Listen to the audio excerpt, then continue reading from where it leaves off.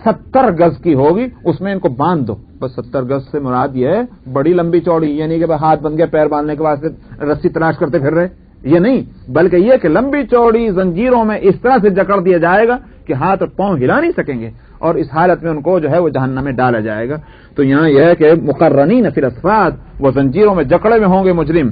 सराबीलहुम मिन कतिरान, एक तो हाथ पांव हिलाने की जगह नहीं, ऊपर से क्या होगा, फरमाया इनके कुर्ते होंगे, कमीसें और शर्ट, जो भी आप तर्जुमा करें सराबील का, फरमाया कतिरान की। कतिरान क्या चीज है, आग पकड़ने वाला मादा जो है, एक ऐसी चीज जो जल्दी आग पकड़ती है, उसको कतिरान कहते हैं।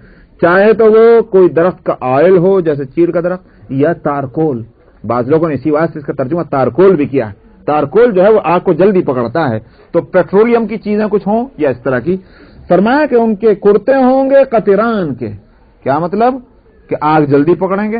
वतगशा वजूहहुम अन्नार, और ऊपर से आग इनके ऊपर ढांप लेगी। तो आग पकड़ने वाले लिबास पहने हुए होंगे, आग ऊपर से डाली भी होगी, जंजीरों से हाथ और पैर बंधे होंगे, बचेंगे तो कैसे बचेंगे, ये होगी मुजरिमों की हालत उसने, अल्लाह बचाए। वलियज़ी अल्लाहु कुल्ल नफ्सिन मा कसबत, फरमाया ताकि अल्लाह बदला दे हर जान को जो कुछ उसने किया है। इन्नल्लाह सरीउल हिसाब, अल्लाह जल्दी ही हिसाब लेने वाले होंगे, देर नहीं लगेगी। ये मत समझना अरे साहब कब हमारा नंबर आएगा, तो मैं आदम अलैहिस्सलाम के वक्त से शुरू होगा, हजारों साल लगेंगे हिसाब लेने में, तब तक तो मजे उड़ा ही लेंगे। सरीउल हिसाब, बहुत जल्दी हिसाब होगा। अरे साहब आज कंप्यूटर ने तो मसला ही आसान कर दिया। पैंट लेने जाइए, समझा साहब ये पैंट चाहिए हमको, वो कंप्यूटर में डाल के बता देता है कि ये पैंट तैयार करने के वास्ते कौन कौन से कलर के पैंट बनाने से ये पैंट बन जाता है। 1 मिनट के अंदर, मिनट के 50वें हिस्से में बता देता है। आज कंप्यूटर का यह है, एक एक चीज जो आप खुद जानते हैं। तो अगर ये कंप्यूटर पूरा डाटा 1 सेकंड के अंदर निकाल कर रख देता है, और आज तरक्की हो रही, कौन सा कंप्यूटर जल्दी जो है वो जो है प्रोसेस करता है, बहुत जल्दी, वो ज्यादा जो है इंप्रूव्ड है। अल्लाह मियां का कंप्यूटर उस दिन कैसा होगा कि कितनी नमाजें पढ़ी, कितनी छोड़ी, और कितनी कैसी पढ़ी, ये भी सारी बात, रोजे कितने रखे, कितने छोड़े और कैसे रखे, उसमें जो आएंगी डिग्रियां, वो डिग्रियां भी जो है वो फौरन के फौरन सेकंड भर के अंदर लो भाई तुम्हारा डाटा। ववज़िअ अल-किताब फतर अल-मुजरिमीन मुश्फ़िक़ीन मिम्मा फ़ीहि वयक़ूलून या वैलतना मा लिहाज़ल किताब ला युग़ादिरु सग़ीरतन वला कबीरतन इल्ला अहसाहा। वह रिकॉर्ड सामने लाकर रख दिया जाएगा, और उस रोज यूं कहेंगे ये डर के मारे, हाय ये कैसे रिकॉर्ड है, इसमें न कोई छोटी चीज छोड़ी न बड़ी चीज छोड़ी। ये होगा वो डाटा जो उस दिन सामने आएगा।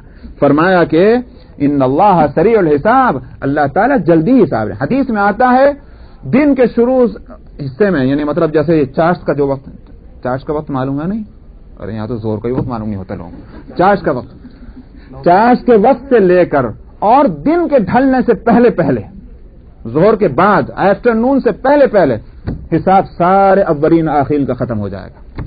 तो हम यहाँ इतना जल्दी निपटेगा अव्वलीन और आखिरीन का हिसाब, चाश के वक्त से और आफ्टरनून से पहले जो है मेडिटेरियन जो है उससे पहले खत्म, इतना जल्दी। इन्नल्लाह सरीउल हिसाब हाज़ा बलागुल लिन्नास, फरमाया ये पैगाम है लोगों के वास्ते। क्या मतलब, ये जो हमने कहा यहाँ, या ये पूरा कुरान, वलियुनज़रू बिह, और ताकि इसके जरिए से लोगों को डरा दिया जाए, वलियअलमू अन्नमा हुवा इलाहु वाहिद, और ताकि जान लें कि वही एक अल्लाह है, माबूद है, और ताकि इनमें अक्लमंद जो है वो नसीहत हासिल कर लें। बेवकूफ हैं जो इसके बाद भी अपने उन्हीं गुलछर्रे उड़ाते रहें, अक्लमंद वो हैं जो इसके बाद जो है वो नसीहत हासिल कर लें। बस वो आखिर सूरा अल-हिज्र। अऊज़ु बिल्लाहि मिनश शैतानिर रजीम, बिस्मिल्लाहिर रहमानिर रहीम, अलिफ लाम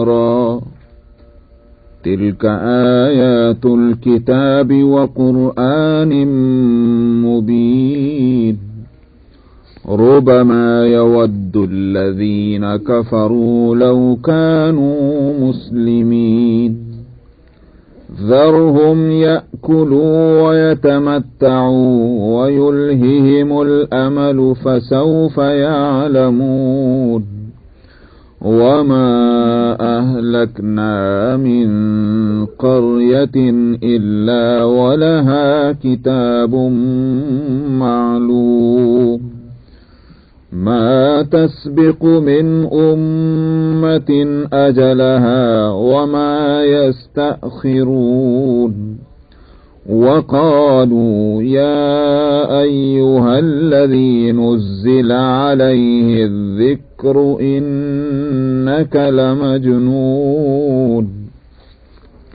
لو ما تأتينا بالملائكة إن كنت من الصادقين ما ننزل الملائكة إلا بالحق وما كانوا إذا منظرين إنا نحن نزلنا الذكر وإنا له لحافظون ولقد أرسلنا من قبلك في شيع الأولين وما يأتيهم من رسول إلا كانوا به يستهزئون كذلك نسلكه في قلوب المجرمين لا يؤمنون به وقد خلت سنة الأولين ولو فتحنا عليهم بابا من السماء فظلوا فيه يعرجون لقالوا إنما سكرت أبصارنا بل نحن قوم مسحورون ولقد جعلنا في السماء بروجا وزيناها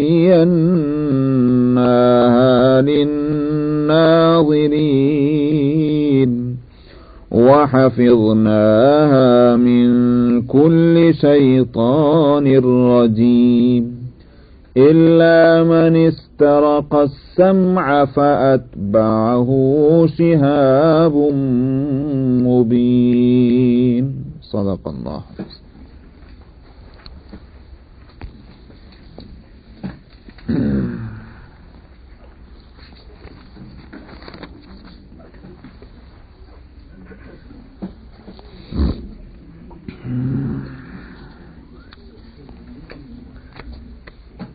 یہ سورہ بھی پہلی سورہ کی طرح مکی سورہ ہے، قبل از ہجرت نازل ہونے والی سوروں میں. اس کا نام الحجر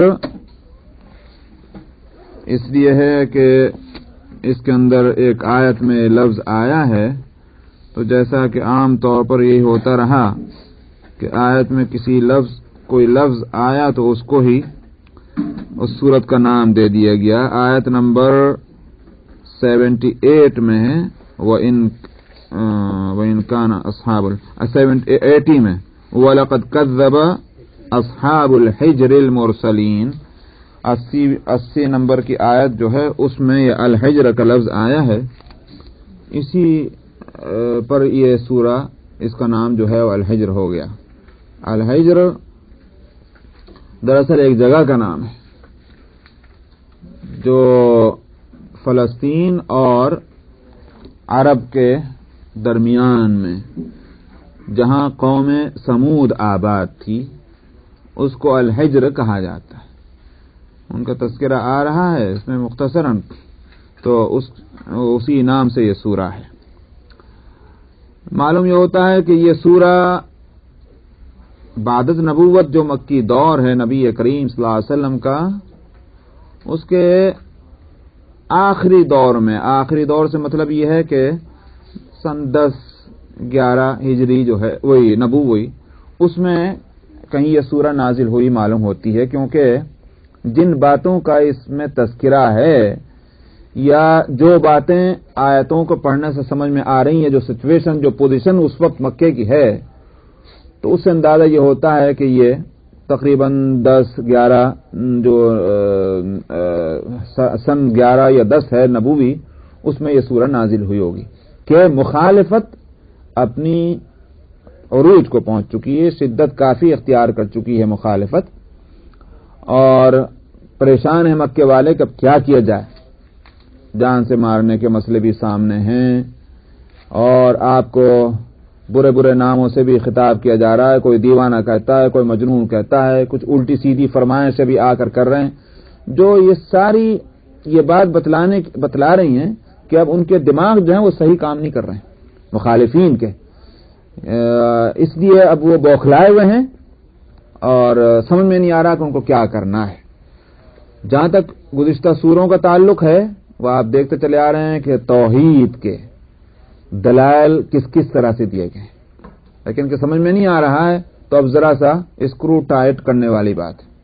اب تنبیہ ہے، ڈانٹ ہے، ٹپت ہے کہ اب بھی باز آ جاؤ، نہیں باز آؤ گے تمہارا اپنا نقصان ہوگا، پچھلی قوموں کا حال دیکھ لو. تو دلائل سے نہیں سمجھ میں آ رہا ہے تو اب ظاہر ہے کہ ان کو ذرا ڈانٹ ڈپٹ کی ضرورت ہوگی.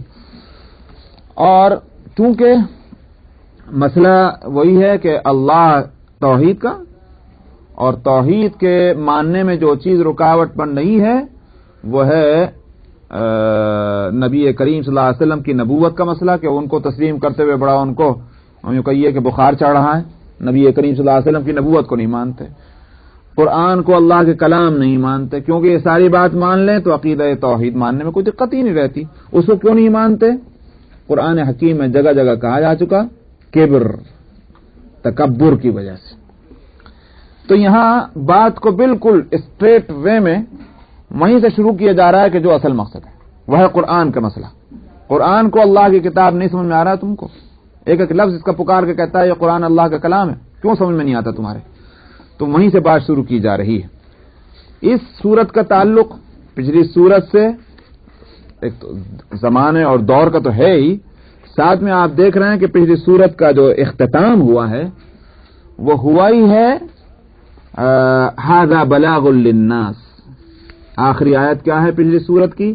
فرمایا یہ پیغام ہے لوگوں کے واسطے، تاکہ لوگ اس کے ذریعے سے ڈرائے جائیں اور تاکہ یہ بات جان لیں کہ ایک ہی اللہ ہے، ایک ہی معبود ہے، اور تاکہ عقل مند نصیحت حاصل کر لیں. اس پر پہلی سورہ ختم ہوئی. اور اس سورت کی سورہ ابراہیم کی ابتدا جو ہے وہ بھی آپ دیکھیں گے تو اسی قرآن پاک کے تذکرے سے ہو رہی ہے. اس سورت کی ابتدا سورہ ابراہیم کی جو ہوئی تھی صفحہ نمبر 248 پر، وہ بھی قرآن کے تذکرے سے ہوئی تھی. کتاب انزلناہ الیک، ہم نے یہ کتاب تمہارے اوپر اتاری ہے پیغمبر. تو اسی جس مضمون سے سورت کی ابتدا ہوئی اسی مضمون پر سورت کا اختتام ہو گیا. پھر یہ سورت بھی اسی مضمون سے شروع کی جا رہی ہے. فرمایا الف لام را، یہ تو وہی حروف مقطعات ہیں. تلک آیات الکتاب وقرآن مبین، یہ کتاب کی آیتیں ہیں اور اسی طرح سے قرآن کی جو واضح قرآن ہے. ربما یود الذین کفروا لو کانوا مسلمین. الکتاب اور قرآن، یہاں دو لفظ لائے گئے ہیں. قرآن کو یوں کہیے کہ یہ قرآن اس الکتاب کی تفسیر ہے. نام تو ہے بے شک الکتاب اس کا نام نہیں ہے، بلکہ اس کا نام ہے قرآن. الکتاب بھی ہے مگر الکتاب تو ہر ایک کو کہہ سکتے ہیں. الکتاب یہ بھی ہے، الکتاب یہ بھی ہے، الکتاب تورات بھی ہے، الکتاب جو ہے انجیل بھی ہے، سب کتاب ہیں. تو پہلے تو کہا الکتاب، اس کے بعد اس کی حیثیت، اس کی پوزیشن کو واضح کرنے کے لیے اس کا نام جو ہے وہ لائے گئے وقرآن. تو واو یہاں تفسیریہ ہے، اس کو کہنا چاہیے جس کی الکتاب کون سی، جس کا مطلب یہ قرآن. قرآن پہلے بھی آ چکا ہے، لفظ میں بتا چکا ہوں، یہ سپر فارم ہے مقروء کی، یعنی وہ چیز جو بہت پڑھے جانے والی ہو، بہت زیادہ پڑھے جانے والی چیز، اس کو قرآن کہتے ہیں. قرآن پاک تو بہت زیادہ پڑھا جاتا ہے تو اس لیے اس کا نام قرآن رکھا گیا. مزید وضاحت آگے انشاءاللہ کروں گا. فرمایا ربما یود الذین کفروا لو کانوا مسلمین، کہ ایسا لگتا ہے کہ وہ وقت آ رہا ہے. ربما بسا اوقات، یعنی ایسا ہوگا کیا کہ کافر جو ہیں یہ اس بات کی خواہش کریں گے کاش یہ مسلمان ہو جاتے. تو ایک طرف تو اس لفظ سے نبی کریم صلی اللہ علیہ وسلم مسلمانوں کو تسلی دینی ہے کہ آج کے حالات یہ ہمیشہ رہنے والے نہیں ہیں جس میں تم پریشان ہو. یہ وہ وقت آئے گا کہ تمہارا مقام ہوگا کہ لوگ تمنا کریں گے کاش ہم ان کی بات ہی مان لیتے میاں, ہم انہی میں اپنے کو شامل کر لیتے. اور دوسری طرف ان کو بتانا ہے کہ تم آج نہیں مان رہے, کل وہ حالات پیدا ہوں گے کہ تم اس نہ کرنے پر تم کو پچھتاوا ہوگا اس وقت, مگر وہ وقت نکل چکا ہوگا ہاتھ سے. اس وقت پچھتائے سو کیا پچھتائے. لو کانوا مسلمین, کاش یہ مسلمان ہو جاتے. ذرہم یاکلوا ویتمتعوا, اسی لیے اور معلوم ہوتا ہے کہ تنبیہ زیادہ پیش نظر ہے تسلی کے بنسبت, اسی واسطے پیغمبر صلی اللہ علیہ وسلم کو خطاب ہے چھوڑیے ان کو, کھا لینے دیجئے. یاکلوا ویتمتعوا, مزے اڑا لینے دیجئے. یہ سارے کھانے پینے کے اور مزے کے ہی باتیں ہیں. کیوں نہیں نبی کی بات سمجھ میں آ رہی, کیوں نہیں سنتے؟ اس لیے کہ اپنے کھانے اور پینے میں فرق آ رہا ہے. آپ اس لفظ پر غور کیجئے. آپ یہ کھانے اور پینے کے مزے والی بات جو ہے, مت سمجھیے کہ یہ صرف مشرکین مکہ کی بات ہو رہی ہے. ہم تو کہیں اس میں چھپے ہوئے نہیں ہیں. ہماری حالت جو ہے, ہم قرآن کو اللہ کا کلام ماننے کے باوجود, قرآن کی ایک آیت کو اللہ کا حکم ماننے کے باوجود اس کے ہو کیا رہا ہے, کیوں نہیں عمل ہو رہا ہے؟ وہی مزے میں جو فرق پڑتا ہے. اللہ تعالیٰ فرماتے ہیں ذرہم, بات تو انہی کے لیے ہے, مگر یہ کہ ہم کو بھی سوچنے کی ضرورت ہے. فرمایا چھوڑیے ان کو, کھا لینے دیجئے. ویتمتعوا, اور مزے اٹھا لینے دیجئے ان کو. ویلہہم العمل, اور فرمایا ان کی آرزویں جو ہیں وہ ان کو غفلت میں ڈالے رکھیں, اسی حالت پر ان کو رہنے دیجئے. امیدیں کیا ہیں؟ ابھی ہم کو جینا ہے, ابھی ہم کو یہ کام کرنا ہے, ابھی ہم کو یہ کام کرنا ہے, ابھی ہم کو یہ کام کرنا ہے. یہ تو ہے. ایک صاحب کا ابھی کی بات ہو رہی تھی, صاحب میں نے فلاں کام کیا تھا. ہاں صاحب آپ نے کیا تھا, ہم کو نظر آ رہا تھا. پھر کیا ہوا؟ کہنے لگے ہماری بیوی نے ہم کو رکوا دیا. اور کہنے کی غلط بات ہے, ابھی تو تم جوان ہو, جب بوڑھے ہو گئے جب دیکھی جائے گی, ابھی تمہیں جاب کرنی ہے, ابھی امریکن سے ملنا ہے, ابھی یوں کرنا ہے وہ کرنا ہے. سر جو کام کر رہے تھے وہ نیکی کا کام چھوڑوا دیا. وَيُلْهِهِمُ الْعَمَلِ, یہ امیدیں جو ہیں یہ آدمی کو غفلت میں ڈالتی ہیں. کسی کا ہاتھ پکڑ کر کے کوئی ڈاکٹر یوں کہہ دے, ارے میں تمہاری صورت تو بتا رہی, تم شام تک بھی جینا مشکل ہے. اب پھر دیکھو اللہ کیسے یاد آتا ہے. کیوں نہیں یاد آ رہا؟ کیوں احکام شرعیہ جو پیچھے پسے پشت ہیں؟ اس واسطے کہ ہم کو غفلت ہے. غفلت یہ ہے کہ ہم کو اتنے دن جینا ہے, ہمیں یہ کام کرنا ہے, بیٹی کی شادی کرنی ہے, فلاں کرنا ہے, ڈیمانڈ کرنا ہے. رات دن ہم لوگ لڑکیوں کی شادیوں کے تعلق سے بولتے رہتے ہیں. آپ کو معلوم ہے, میں نام نہیں لیتا. ایک صاحب جو ہیں بیچارے بہت پریشان ہیں, اور آخر یہی ہوا کہ اب وہ ڈھلک گئے اسی طرف کو. رشتہ داروں نے کھینچ کے ناک میں دم کر کے بقول ان کے کہنے کہ مجھے آخر مجبور کر دیا, میں اب وہی کام کرنے جا رہا ہوں. کہ لڑکی کی شادیوں کے لیے بولا جاتا ہے بھائی تم اتنا کیوں ہنگامہ کھڑا کرتے ہو, لڑکے کی شادی کرو گے جب کر لینا, اس کی اتنی بڑی لمبی چوڑی دعوت جو کرنے جا رہے ہو. صاحب 300 آدمیوں کی 400 آدمیوں کی دعوت, یہ کرنا وہ کرنا, قرض کرنا, ادھار کرنا, نہیں سمجھ میں آتا. اب وہ ایسے دلیلیں دے کر کے ان کو رستے پہ لے ہی آیا آخر وہ لوگ. یہ ہوتا کیوں؟ وجہ وہی ہے, بھائی تم ہی ایک دیندار رہ گئے, فلانے آدمی نہیں ہو کیا تھا, تم ہی ایک وہ رہ گئے, فلانے نہیں ہو کیا تھا. کتنے دلیلیں لوگ دیتے ہیں اس جگہ سے ہٹانے کے واسطے. اب آخر دوسری بات بڑھ کر وہ کیا کہتے ہیں, ارے صاحب کیا خرابی ہے دعوت کرنے میں, بتائیے آپ. اللہ نے ہم کو دیا ہے تو ہم کھلا رہے ہیں, کیا خرابی ہے صاحب, اس میں ہم کو سمجھ میں نہیں آتا. تو وہ صاحب مجھ سے ساری باتیں نقل کرنے لگے کہ ہمارے گھر میں یوں کہہ رہے ہیں, یوں کہہ رہے ہیں, یوں کہہ رہے ہیں, یوں کہہ رہے ہیں. میں نے کہا کہ یہ سب پرانی باتیں کسی پٹی, یہ وہ جال ہیں کہ جو خوب اچھی طرح جانے پہچانے, اور انہی میں بار بار مچھلیاں پکڑی جاتی ہیں, سمجھا, انہی جالوں سے. اس لیے میں نے کہا کہ اس کا ایک ہی جواب ہے. دماغ میں اگر یہ خرابی ہے کسی کے کہ ہمارے پاس تو بہت کچھ ہے, نبی کے پاس کچھ نہیں تھا, ایک بات کو تو دماغ سے کھینچ کے نکال دیجیے. نبی کے پاس صلی اللہ علیہ وسلم اتنا تھا, کئی مرتبہ ایسا ہوا کہ یوں دونوں ہاتھوں سے اٹھا اٹھا کر لوگوں کو دیا ہے. وہ آپ مجبوری کا فقر نہیں تھا آپ کا، وہ تو اختیاری تھا. اللہم اجعلنی مسکینا واحشرنی فی زمرۃ المساکین، وہ تو دعائیں مانگی جاتی تھی، اللہ مجھے مسکین رکھیے اور مسکین کے ساتھ میرا حشر فرمائیے. وہ اختیاری چیز تھی، آتا تھا لٹاتے تھے. ایک تو یہ بات ذہن سے نکال دیجیے. نمبر 1. نمبر 2 یہ ہے کہ اگر نہیں تھا تو ایسی بھی کیا کہ لڑکیوں کی شادی کے وقت میں نہیں تھا، لیکن خود اپنی جب شادی ہوتی تھی، ظاہر ہے کہ آپ کے لڑکے تو نہیں ہوئے کہ جن کی شادیاں آپ نے کی ہوں، آپ کی اپنی جو شادیاں ہوئی ہیں ان میں تو آپ نے دعوت کی ہے. جو بھی اس وقت حاضر تھا اس کے لیے آپ نے کوئی ادھار نہیں کیا، یہ نہیں کیا، وہ نہیں کیا. کھجور ہے کھجور کھا لو، ستو ہے ستو کھا لو، گوشت ہے گوشت کھا لو، جتنے ہیں ان سب کو بلا لو کھا لو. اپنی شادیوں میں آپ نے یہ کیا. کیوں فاطمہ کی شادی میں آپ نے یہ نہیں کیا؟ اوروں کا جو کچھ ہوا وہ تو ہم کتابوں میں نہیں ملتا، لیکن حضرت فاطمہ رضی اللہ عنہ جو بڑی چہیتی ہیں، ان کی شادی میں آپ نے یہ کیوں نہیں کیا کہ کھجوریں لا کر ہی رکھ دی ہوں کہ لو بھائی آ جاؤ کھا لو، میں نے اپنی فاطمہ کی جو ہے شادی کر دی؟ نہیں ملتی یہ بات. اس لیے ایک ہی دعوت ہے شادی کی متعین طور پر، اور وہ ہے ولیمے کی دعوت. آپ 1000 کو کھلا سکتے ہیں 1000 کو کھلائیے، 500 کو کھلا سکتے ہیں 500 کو کھلائیے، پورے گاؤں کو کھلا سکتے ہیں کھلائیے، اس وقت کون روکتا ہے؟ لیکن لڑکی کی شادیوں کی دعوتوں میں یہ 1000 دلیل ہیں. اس کا نقصان کیا ہو رہا آپ جگہ جگہ پڑھ چکے ہیں. جب ایک سنت چھوڑتے ہیں اس کی جگہ بدعت ضروری ہے، جگہ ریپلیس، یا اس کو لفظوں کو بدل دیجئے. جب آپ ایک بدعت لیتے ہیں اس کی معنی سنت چھوٹ جاتی ہے. آپ کدھر سے بھی چلیں بات وہی رہے گی. بدعت آپ لے رہے ہیں سنت چھوٹ رہی، سنت چھوڑ رہے ہیں بدعت آ رہی ہے.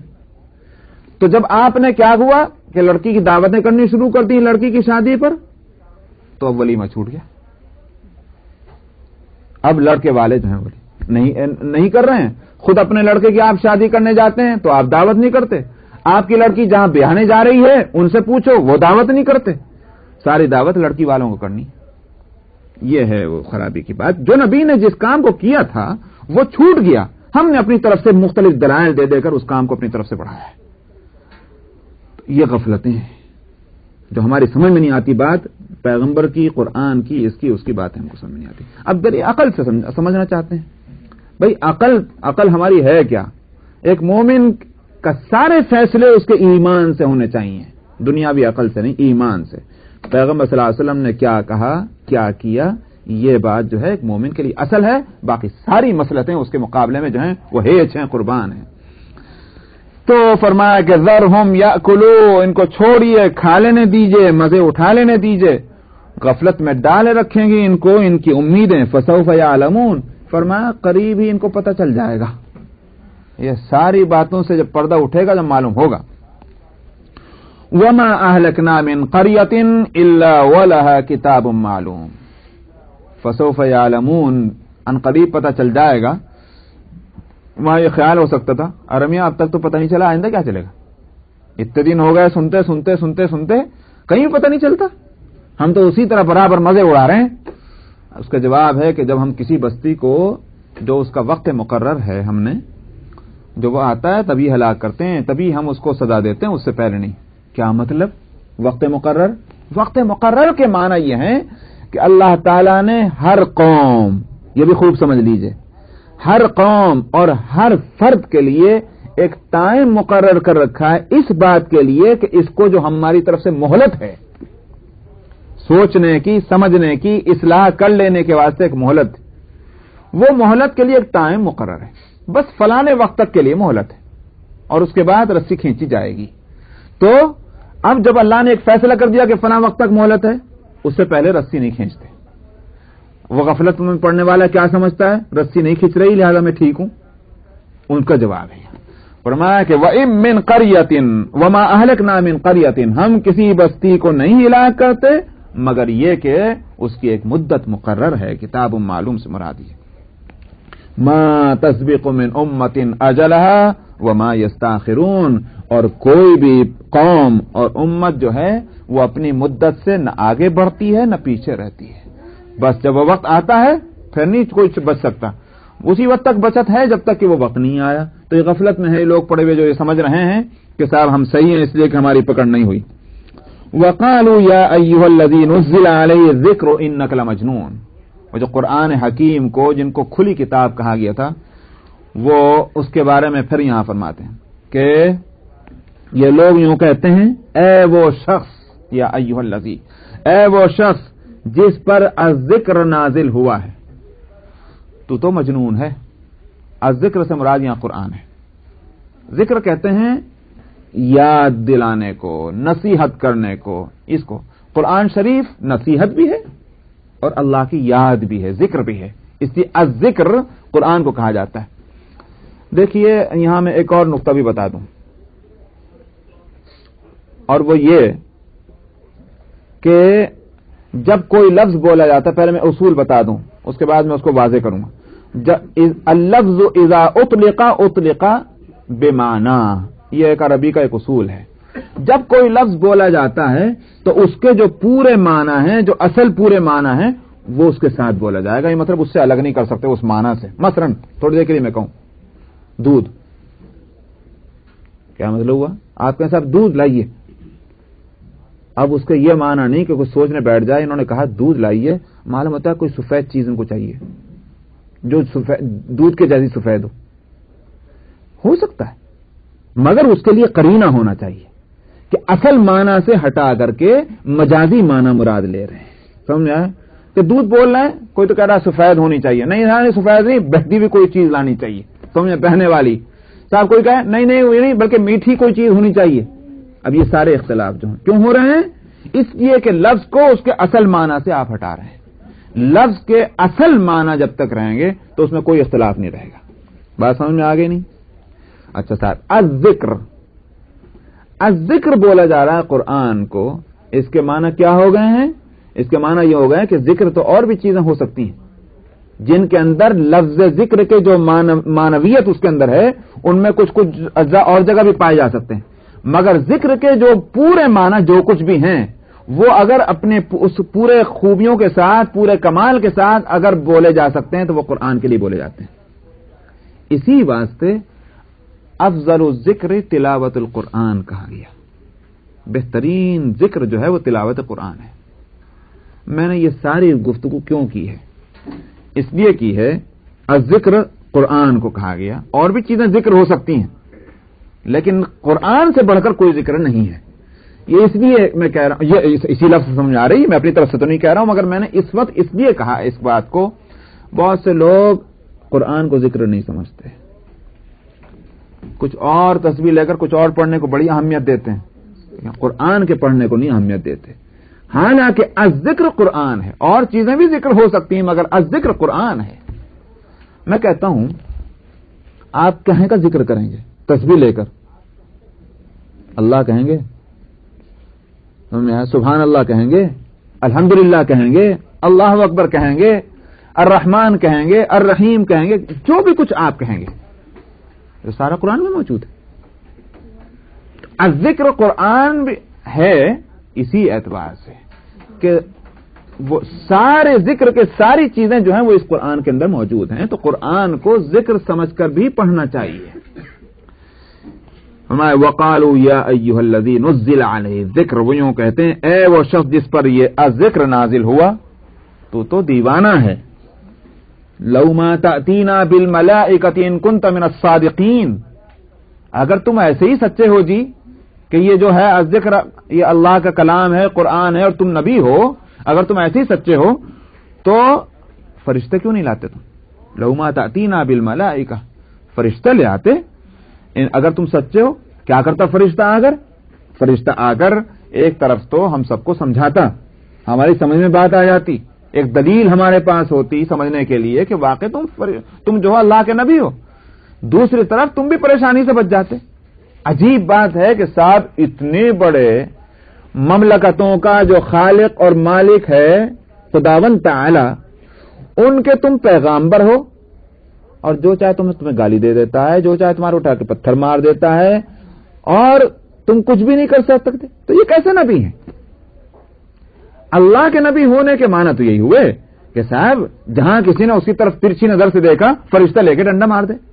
یہ ہونی چاہیے تھی بات اللہ کے نبی ہونے کی. لو ما تأتینا بالملائکۃ ان کنت من الصادقین. فرشتہ آئے تمہارے لیے بھی فائدہ مند, ہمارے لیے بھی فائدہ مند, ہم کو سمجھ میں آ جائے کہ بھئی ہاں یہ نبی ہیں. اس کا جواب کیا ہے؟ فرمایا ما ننزل الملائکۃ الا بالحق وما كانوا اذا منذرین. یہ بے وقوف سمجھتے ہی نہیں. فرشتے جب آتے ہیں تو فیصلہ ہو جاتا ہے. کیا یہ چاہتے ہیں کہ فیصلہ ہو جائے؟ کبھی فرشتے دنیا میں اس طرح نہیں آتے کہ لوگوں کو یوں بتایا کریں ذرا ٹھہرو, ذرا سنو, ذرا سمجھو.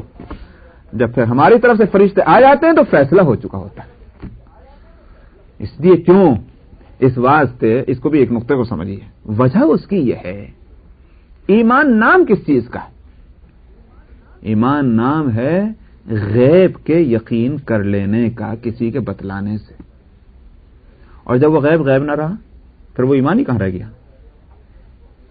اس واسطے جب فرشتے آنکھوں کے سامنے آگے کھڑے ہو گئے, اب غیب نہیں رہا تو ایمان بھی نہیں رہا, تو ایمانی کا تو مطالبہ ہے. اس واسطے فرشتے جب آتے ہیں تو کیا ہوتا ہے؟ فیصلہ ہوتا ہے. دیکھ لیجئے ملک الموت آتا ہے, سکرات کے عالم میں ایک انسان ذاتی طور پر انڈیویجول, اس سے وہ غیب جو ہے وہ غیب کے پردے اٹھنے لگتے ہیں.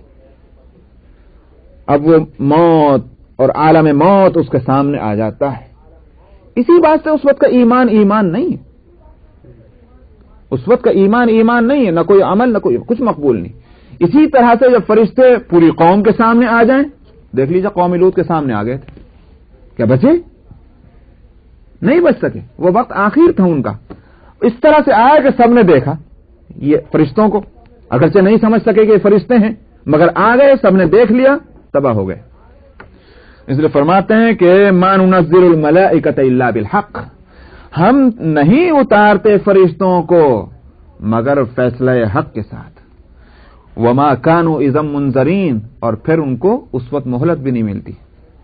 اس لیے ان کی سمجھداری جو ہے اس میں یہی ہے کہ اس طرح کی درخواستیں مت کریں, اس طرح کی باتیں نہ کریں. انا نحن نزلنا الذکر وانا له لحافظون.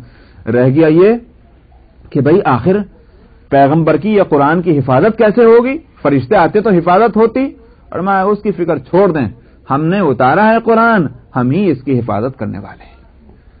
انا نحن نزلنا الذکر, الذکر پھر لائیں اسی کو, یہ ہماری یاد ہم نے اتاری اور ہم ہی اس کی حفاظت کرنے والے ہیں. جبرائیل علیہ السلام کا آنا کیسا ہے نبی صلی اللہ علیہ وسلم؟ لوگوں کے واسطے تھوڑی ہے وہ. ایمان بالغیب کہاں ہے؟ کس کا؟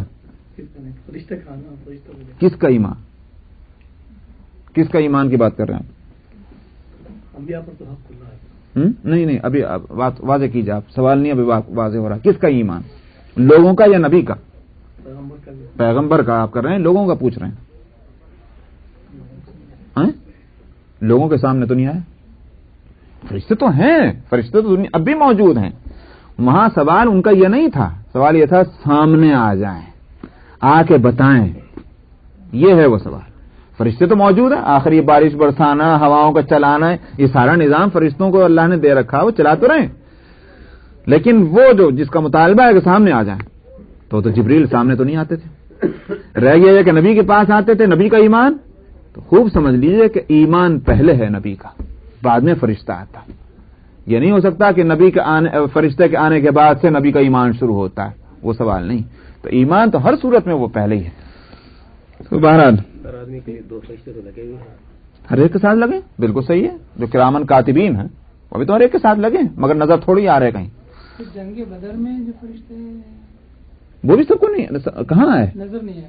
نہیں, جبریل علیہ السلام ایک مرتبہ تو تمام لوگوں کو بھی نظر آئے تھے. ہاں ٹھیک ہے, مطلب یہ کہ اس طرح کہ یوں سمجھیے کہ وہ ایمان اس سے پہلے وہ لوگ لا چکے تھے.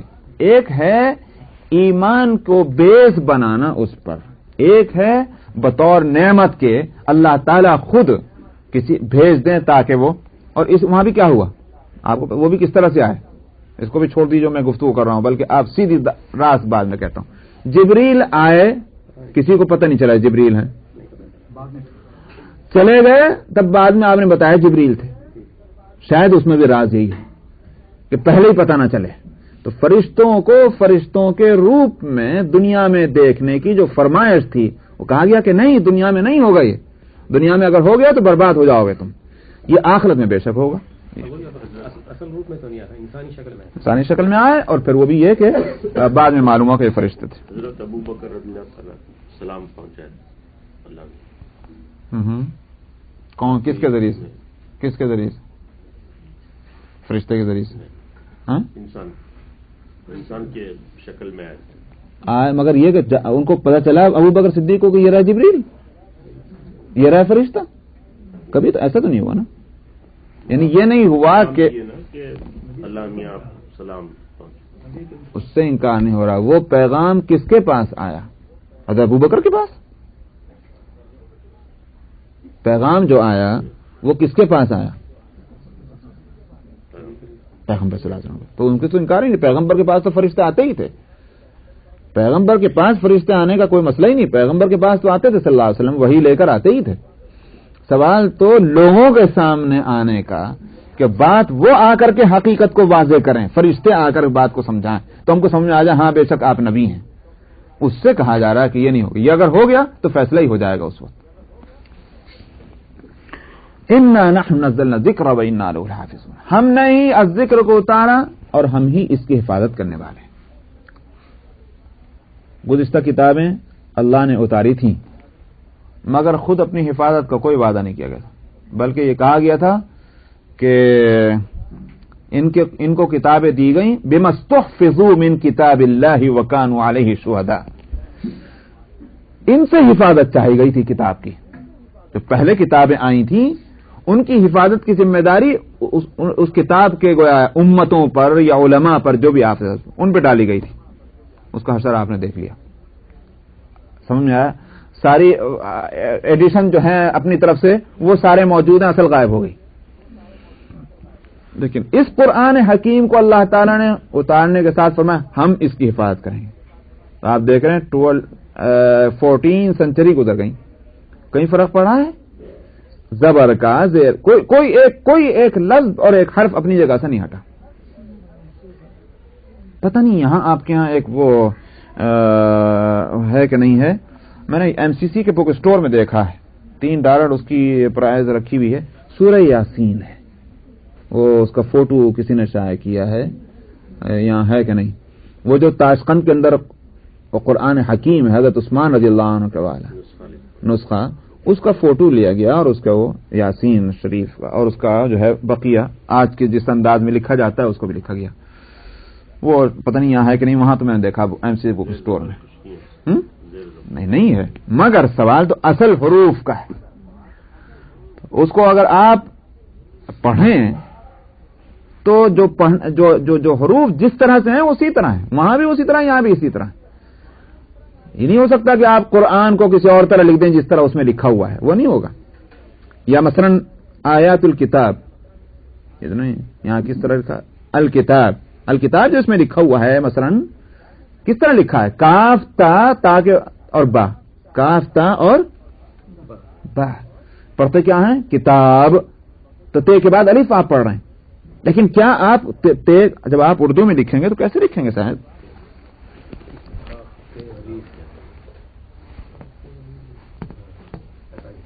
یہ تو ہے کتاب، ایسے ہی تو لکھا جاتا، لیکن کیا قرآن حکیم میں آپ یہاں مثلا تلک آیات الکتاب، الکتاب کو آپ اس طرح لکھ سکتے ہیں؟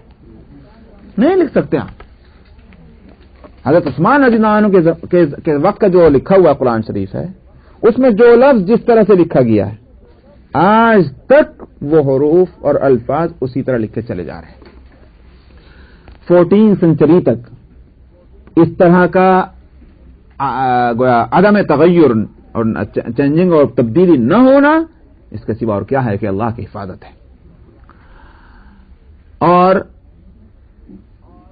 نہ صرف یہ کہ یہ 14 سنچری بلکہ قیامت تک قرآن کو اسی طرح رہنا ہے۔ نہ صرف یہ کہ قیامت تک، قیامت برپا ہوگی، ہر چیز فنا ہوگی، مگر قرآن شریف نہیں۔ اللہ کی اور کتابیں تو پہلے ہی ختم ہو لی، قیامت سے پہلے ان پر قیامت آ گئی، مگر یہ قرآن جو اللہ کا کلام ہے اس کو قیامت کی تباہی بھی تباہ نہ کرے گی، نہیں کرے گی۔ قیامت جب برپا ہوگی تو یہ قرآن حکیم اس سے پہلے سینوں سے تو نکل ہی چکا ہوگا، اس لیے پھر قیامت کہاں کو آئے گی؟ ورنہ اگر قرآن شریف کو جاننے والا اور ماننے والا رہ جائے تو قیامت کہاں کو آئے گی؟ سینوں سے بھی نکل جائے گا اور ان سفینوں سے بھی نکال لیا جائے گا، قرآن اوپر اٹھا لیا جائے گا، قرآن پر قیامت نہیں آئے گی، اس سے پہلے قرآن اٹھا لیا جائے گا، کیونکہ یہ اللہ کا کلام ہے، تو اللہ کے کلام کو فنا کہاں سے کریں گے؟ اس کو اوپر اٹھائیں گے۔ ہمارے استاد سے قاری حفظ الرحمان صاحب مرحوم، جن سے ہم نے قراءت سیکھی، وہ عجیب بات کہا کرتے، ان کا تکیہ کلام ہوتا تھا باولو، بڑے پیار محبت سے کسی سے بات کرتے کہتے باولو، ارے باولو قرآن شریف پڑھا کرو۔ فرماتے تھے کہ قرآن شریف کے ہر چیز کے، ہر عمل کے لیے ایک ہے کہ مطلب یہ ہے کہ ایک پیمانہ ہے، ایک ناپ ہے، اس ناپ کے مطابق ہے قبول ہوگا، نہیں ہوگا تو نہیں قبول ہوگا۔ آپ نے کبھی دیکھا ہے ٹیسٹ دیتے ہوئے کہیں اسکولوں میں وہ ایک چارٹ بنا ہوا ہوتا ہے، وہ جو ہے اس کے اوپر رکھ دیتے ہیں اور دیکھتے ہیں برابر آ گئے کہ نہیں آ گئے؟ سمجھ میں آیا؟ ہر عمل کو اسی طرح دیکھا جائے گا کہ برابر آ گیا کہ نہیں آ گیا، برابر آ گیا مقبول نہیں ہے، نہیں تو نامقبول ہے۔ اور میں قرآن شریف کو اللہ میاں ایسے نہیں دیکھیں گے، اس لیے کہ اگر کوئی غلطی رہ بھی گئی تو اس کو کہاں پھینکیں گے اللہ میاں؟ تو اللہ کا کلام ہے، اس لیے قرآن شریف پڑھا کرو تاکہ اس کی وجہ سے تمہاری مقبولیت ہو۔ نامقبول ہونے کی کوئی صورت نہیں قرآن شریف کے، ہر صورت میں یہ مقبول ہی مقبول ہے۔ اسی واسطے وہ ایک مجھے بہت واقعی دل میں وہ واقعہ جو ہے جو میں نے سنا اور پڑھا کتابوں میں تو بڑا دل میں اترا ہوا ہے کہ ایک عورت بڑھیا بیچاری، اب اس کو قرآن شریف کبھی پڑھا نہیں تھا، بڑھاپا آ گیا، گاؤں دیہات کے رہنے والی، وہاں کون بتایا کہ بھائی قرآن شریف کیا چیز ہے؟ اب وہ کہیں کسی صاحب کی تقریر میں کہیں بیٹھ گئی ہوگی بیچاری، اس نے وہاں سنا قرآن شریف جو اللہ کی کتاب ہے اس کے یہ فضائل یہ فضائل یہ فضائل، اور جو اس کو پڑھتا ہے تو اس سے نیکیاں ملتی ہیں، ہوتا اور اس بوڑھی کو بیچاری کو بڑی حسرت ہوئی، ہاں میری تو عمر اب ایسی نہیں رہی کہ میں سیکھ سکوں، میں اتنی محروم ہوں میں کہ میں نہیں پڑھ سکتی، اب کیا ہو؟ تو بیچاری روزانہ وضو کر کے پاک صاف ہو گئے قرآن شریف لے کے بیٹھ جایا کرتی تھی، آنکھوں سے کیا نظر آ رہا تھا، اس کو نظر بھی نہیں آتا تھا ٹھیک سے، مگر یوں کہا کرتی تھی اے اللہ میاں تو نے یہ بھی صحیح کہا، یہ بھی صحیح فرمایا، یہ بھی صحیح فرمایا، یہ بھی صحیح فرمایا، بس یوں کر کے تھوڑی دیر اور قرآن شریف کو پھر لپیٹ کے رکھ دیا کرتی تھی۔ مرے بعد کسی نے اس کو خواب میں دیکھا اور اس کو اس نے کہا کہ میں تو اللہ میاں نے بس اسی وجہ سے بخشش کر دی وہ جو میں قرآن شریف لے کے بیٹھا کروں تھی۔ قرآن شریف کو کسی طرح سے بھی اس کے ساتھ تعلق قائم کیجئے، یہ کسی طرح نامقبول نہیں، مقبولیت کی متعین صورت ہوئی ہے، یہ اللہ کا کلام ہے، تو اللہ تعالیٰ اس کی حفاظت فرماتے ہیں۔ ہندوستان میں ہمارے بزرگوں میں ایک گزرے ہیں مولانا رحمت اللہ کیرانوی، یہ حاجی امداد اللہ صاحب رحمۃ اللہ علیہ کے ساتھیوں میں ہیں، اور جو مکہ مکرمہ میں جو لوگ جن کو پتہ چلا ہوگا مدرسہ سولتیہ مکہ مکرمہ میں ہے، یہ مولانا رحمت اللہ صاحب ہی نے بنایا تھا اس کو، یہ ہمارے یہاں ضلع مظفر نگر ہے، ہمارے دیوبند سے قریب، وہاں کیرانہ کے رہنے والے تھے مولانا رحمت اللہ صاحب رحمت اللہ۔ تو یہ وہ زمانہ ہے کہ جب انگریزوں کا اقتدار ہندوستان میں قائم ہوا تھا، اور اقتدار قائم کرنے کے ساتھ ہی انہوں نے اپنی پوری یوں کہیے کہ سلطنت کا جو زور تھا وہ اس پر بھی صرف کرنا شروع کر دیا تھا کہ لوگوں کے جو ہیں وہ مذہب بدلے جائیں، چنانچہ پادری اور پریسٹ اور فادرز وہ یورپ سے لا کے ڈال دیے اور وہ برابر پریچنگ کر رہے تھے پورے ہندوستان میں۔ یہ ان علماء نے پہلے تو طاقت سے مقابلہ کیا حکومت کا، اور جب اس میں ناکامی ہوئی تو دیکھا انہوں نے تو مذہب ہی بدلتے پھر رہے ہیں، تو اس وقت ان کو فکر ہوئی کہ مذہب کی پہلے حفاظت ہونی چاہیے۔ اسی وجہ سے ایک طرف تو مولانا رحمت اللہ کیرانوی رحمت اللہ علیہ نے مناظرے کرنے شروع کیے، جہاں جہاں یہ جائیں مقابلہ کریں ان کا پادریوں کا، اور دوسری طرف مولانا محمد قاسم نے دیوبند کا مدرسہ قائم کیا کہ یہاں سے پہلے مذہب کی تو حفاظت ہو، مذہب بچ جائے تب تو ہم کچھ کر سکیں گے، نہیں تو کچھ نہیں، یہ وہ اس وقت کی بات ہے۔ تو مولانا رحمت اللہ صاحب نے بائبل کا مطالعہ کیا، مہارت پیدا کی، یہ ہوا اور ان کا مقابلہ کیا۔ اس زمانے میں پادری فاؤنڈر کے نام سے ایک تھا جو بہت زبردست عالم مانا جاتا تھا مسیحیت کرسچینٹی کا، تو مولانا رحمت اللہ نے اس کا پیچھا کیا، اور نتیجہ ہوا جدھر وہ جائے مولانا رحمت اللہ صاحب اس کے پیچھے، اور آخر اس کو ہندوستان چھوڑ کر بھاگنا پڑا، وہ نہیں ٹھہر سکا۔ انہی کی وہ کتاب ہے اظہار الحق، مولانا رحمت اللہ صاحب کی مسیحیت کے خلاف کرسچینٹی کے اظہار الحق 2 والیوم میں، اب تو 3 والیوم میں ہو گئی ہے، پاکستان سے کوئی صاحب منگا سکتے ہیں، اظہار الحق، مولانا محمد تقی عثمانی صاحب جو مفتی محمد شفیع صاحب کے صاحبزادے جو ہمارے یہاں کانفرنس میں بھی تشریف لائے تھے، انہوں نے اس کو ایڈیٹ کیا ہے، بہترین کتاب ہے، یہ وہی کتاب ہے جس کو یہ احمد ایجاز صاحب دے کر کے ان کو یہ بات ان میں پیدا ہوئی ہے، وہیں سے ان کا کام شروع ہوا۔ تو اظہار الحق وہ انہی کی کتاب ہے جس کا کوئی جواب آج تک ان نصرانیوں کے پاس نہیں ہے، ویسی وہ کتاب ہے، زبردست کتاب۔ تو خیر، مولانا رحمت اللہ صاحب کا واقعہ یہ ہے کہ ان کے وہ جو دوست اس سلسلے میں تعلقات تھے کرسچن سے، پادریوں سے، تو مولانا رحمت اللہ صاحب نے دیکھا کہ بھئی یہ جو یورپین لوگ ہیں انگریز، یہ قرآن شریف بڑے خرید رہے ہیں آج کل، کچھ غیر معمولی خرید رہے ہوں گے۔ ایک روز وہ ان سے پوچھ بیٹھے کہ میاں ہم یہ دیکھ رہے ہیں کہ قرآن شریف بہت خرید رہے ہیں تمہارے بھائی برادر، تمہارے رنگ روپ کے لوگ، یہ کیا قصہ ہے؟ تو وہ دوستی بڑی گہری تھی اس مولانا کی اس سے، اس نے کہا کہ نہیں یہ تو راز ہے، یہ نہیں ہم بتا سکتے۔ انہوں نے کہا بھئی یہ بھی کوئی راز ہے دوست کو معلوم نہ ہو؟ بھئی ہم کو معلوم تو ہونا چاہیے کیا چیز ہے۔ تو اس نے کہا کہ مولانا نہیں وہ تو راز ہے، بڑا خطرناک